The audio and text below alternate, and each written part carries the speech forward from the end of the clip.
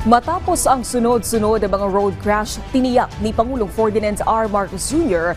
ang pagbabago sa sistema ng transportasyon.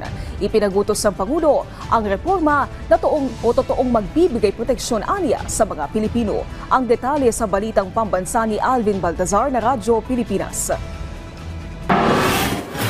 Gagawin ang kailangang pagbabago na dapat isakatuparan sa transport system ng bansa. Ito ang binigyan din ni Pangulong Ferdinand R. Marcos Jr. sa gitna ng halos sunod-sunod na naganap na trahedya sa lansangan at ilan dito ay ang insidente sa SCTEX at NAIA Terminal 1. Ayon sa Pangulo, lilikha ang pamahalaan ng sistema ng transportasyon na totoong magbibigay ng proteksyon sa mga Pilipino. Paniniyak ng punong ekutibo, hindi na mangyayari pa ang malalagim na banggaan kamakailan sa Tarlac kung saan 10 nawalang buhay at makalawa naman ay 2 ang nasawi sa trahedya sa NAIA Terminal 1.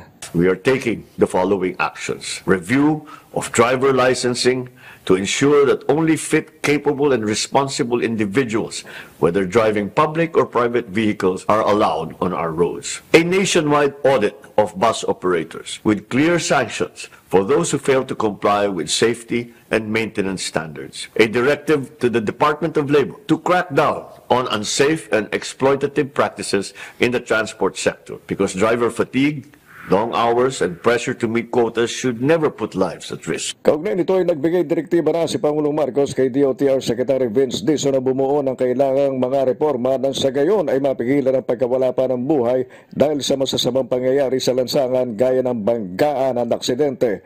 Una dito ay ang muling pag-aaral sa pagbibigay ng lisensya sa pagmamaneho upang masigurong ang mga karapat-dapat at responsableng mga individual lamang ang mapapahintulutang mabigyan ng pribilehiyong makapagmaneho sa mga kalsada.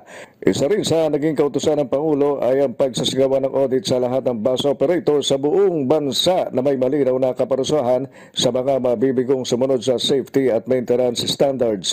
Sinabi pa ng Pangulo na inatasan na rin niya ang Department of Labor and Employment na supilin ang mga hindi ligtas at mapagsamantalang practices sa sektor ng transportasyon. We will make the changes that need to be made. We will demand accountability where it is due, and we will build a transport system that truly protects Filipino people. Utangan niya ng pamahalaan dagdag ng Pangulo sa lahat ng mga biktima at kanilang pamilya na umaksyon ng may paninindigan. Para sa Balitang Pambansa, Alvin Baltazar ng Radyo Pilipinas.